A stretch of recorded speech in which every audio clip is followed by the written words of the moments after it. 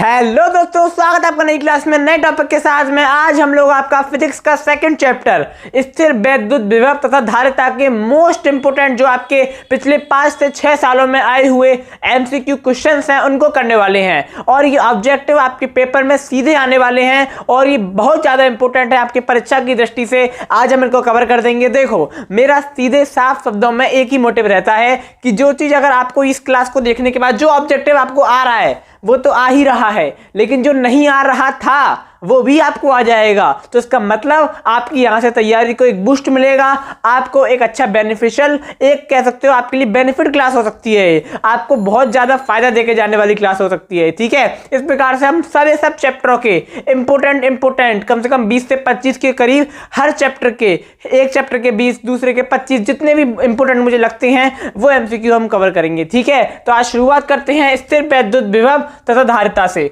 तो देखो, चांदी का परावैद्युतांक होता है, बहुत इंपॉर्टेंट क्वेश्चन है। चांदी का परावैद्युतांक मैंने इसको पिछले सेटों में देखा, पिछले सालों में देखा, तो ये बार बार रिपीट हुआ है। मैंने यहाँ पर सन नहीं लिखी, लेकिन बस इतना बता दूंगा, एक भी एमसीक्यू आपके पेपर में सीधा आ सकता है, कोई सा भी आ सकता है। कुछ नहीं पता, जो करवाता जा रहा हूँ उसको ढंग से देखते जाओ, बस इतना कहूंगा। ठीक है, तो चांदी का परावैद्युतांक क्या होता है?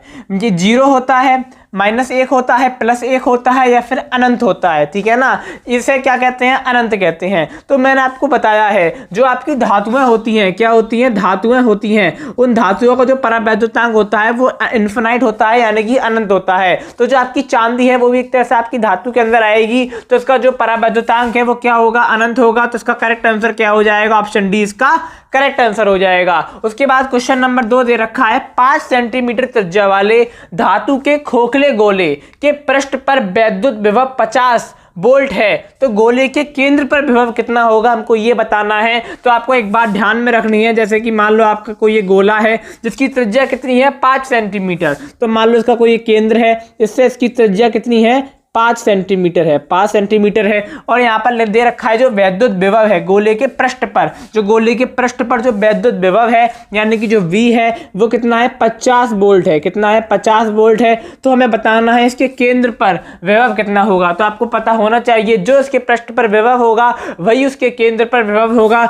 यानी यहाँ पर कितना होगा? 50 वोल्ट विभव होगा। तो इसका करेक्ट आंसर क्या हो जाएगा? ऑप्शन सी है, 50 वोल्ट इसका करेक्ट आंसर हो जाएगा। आपको पता होना चाहिए। ठीक है ना। उसके बाद तीसरा नंबर क्वेश्चन है, वैद्युत विभव का मात्रक क्या होता है? वैद्युत विभव का मात्रक क्या होता है? तो आप जानते हो वैद्युत विभव का फॉर्मूला क्या होता है? V = W/Q। ठीक है ना, V = W/Q होता है। W यानी कि आपका कार्य का मात्रक क्या होता है? जूल। कार्य का मात्रक क्या होता है? जूल होता है। और आपका जो आवेश है, आवेश का मात्रक क्या होता है? कूलाम। तो जूल प्रति कूलाम इसका क्या हो जाएगा? मात्रक हो जाएगा। बताओ कौन से ऑप्शन में है जूल प्रति कूलाम? ये नहीं है, ये नहीं है, ये नहीं है। इसका करेक्ट आंसर हो जाएगा ऑप्शन ए, जूल प्रति कूलाम इसका करेक्ट ऑप्शन है। ठीक है ना।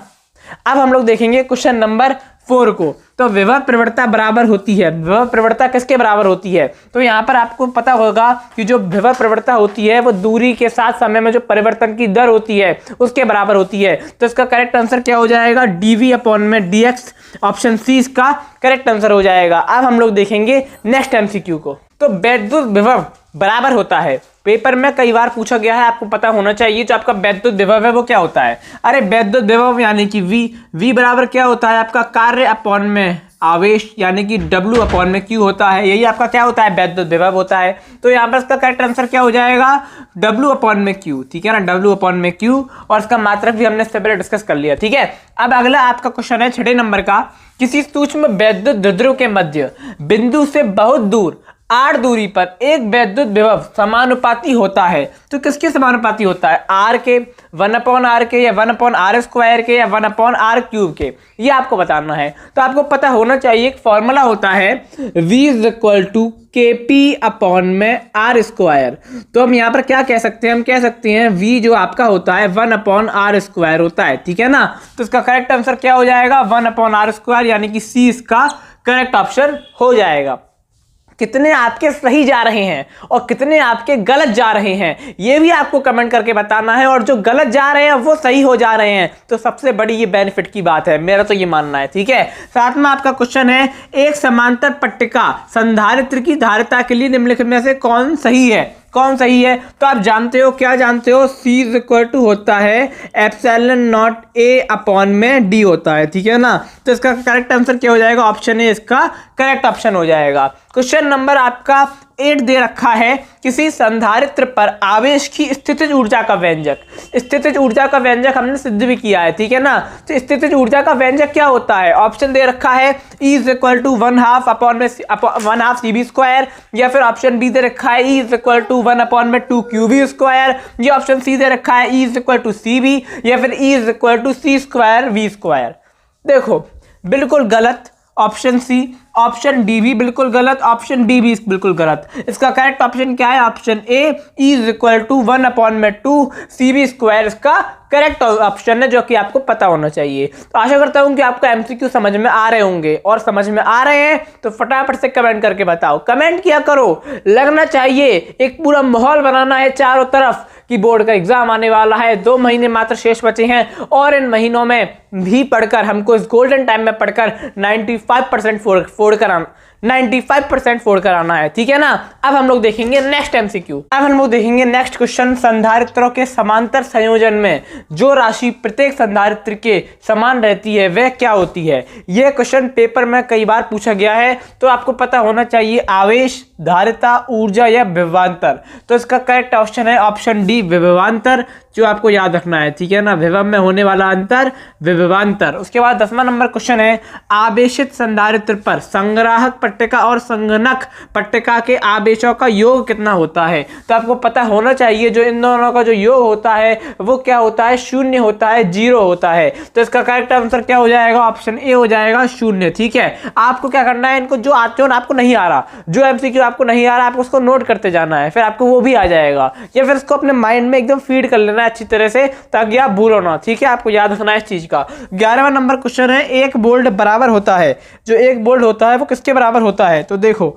जो आपका 1 वोल्ट होता है वो आपके 1 जूल प्रति कूलाम के बराबर होता है। 1 जूल प्रति कूलाम, यहाँ पर 1 कूलाम प्रति जूल तो नहीं है, 1 जूल कूलाम भी नहीं है, 1 जूल भी नहीं है। ठीक है, तो 1 जूल प्रति कूलाम इसका करेक्ट ऑप्शन है, ऑप्शन सी इसका करेक्ट ऑप्शन है। 12वां नंबर क्वेश्चन है, एक इलेक्ट्रॉन को दूसरे इलेक्ट्रॉन की ओर लाने पर निकाय की जो स्थितिज ऊर्जा होती है उस पर क्या प्रभाव पड़ता है? ठीक है, लिखा नहीं है यहाँ पर, ऊर्जा पर क्या प्रभाव पड़ता है, क्या प्रभाव पड़ता है? तो वो घटती है, बढ़ती है, अपवर्तित रहती है, 0 हो जाती है। तो इसका सही ऑप्शन होगा ऑप्शन सी, बढ़ती है। क्या होती है? बढ़ती है। इसका करेक्ट ऑप्शन क्या है? ऑप्शन सी इसका करेक्ट आंसर है। तो अभी तक हमने कितने क्वेश्चंस को देखा? 12 क्वेश्चंस को देखा है। अभी हमें 4 इंपॉर्टेंट क्वेश्चंस और देखने हैं, उसके बाद क्लास को एंड कर देंगे। इतने ही मुझे इंपॉर्टेंट लगे, जो कि आपके लिए परीक्षा की दृष्टि से अत्यंत महत्वपूर्ण है। अब हम लोग देखते हैं नेक्स्ट एमसीक्यू। अब हम लोग देखेंगे नेक्स्ट एमसीक्यू, निम्नलिखित में से किस राशि का मात्रक वोल्ट प्रति मीटर होता है? किस राशि का मात्रक? तो देखो, आपको पता है, क्या पता है, जो आपका delta V minus delta V upon में डेल्टा X बराबर होता है E के। ठीक है ना, E क्या है? आपका वैद्युत क्षेत्र की तीव्रता है। तो इसका करेक्ट आंसर क्या हो जाएगा आपका? इसका करेक्ट आंसर हो जाएगा आपका विद्युत क्षेत्र, विद्युतीय क्षेत्र। ठीक है ना, विद्युतीय क्षेत्र इसका करेक्ट ऑप्शन हो जाएगा।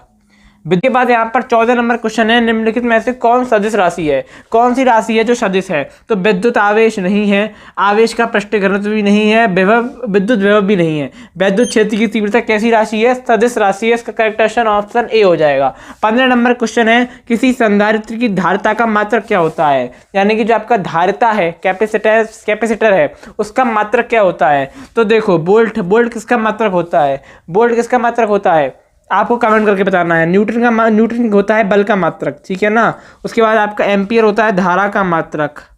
ठीक है ना, बोल्ट किसका मात्रक होता है? बोल्ट होता है विभव का मात्रक। मैं ये बता देता हूँ, ठीक है।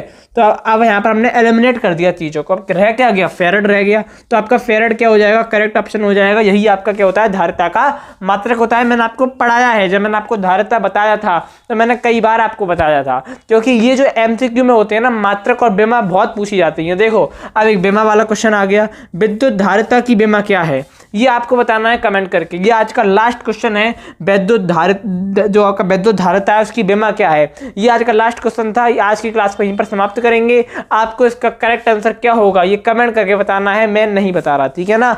आशा करता हूं कि आपको समझ में आ गया होगा। अब मैं आपको मिलूंगा एक और नई क्लास में नए टॉपिक के साथ में। तब तक के लिए जय हिंद, जय भारत।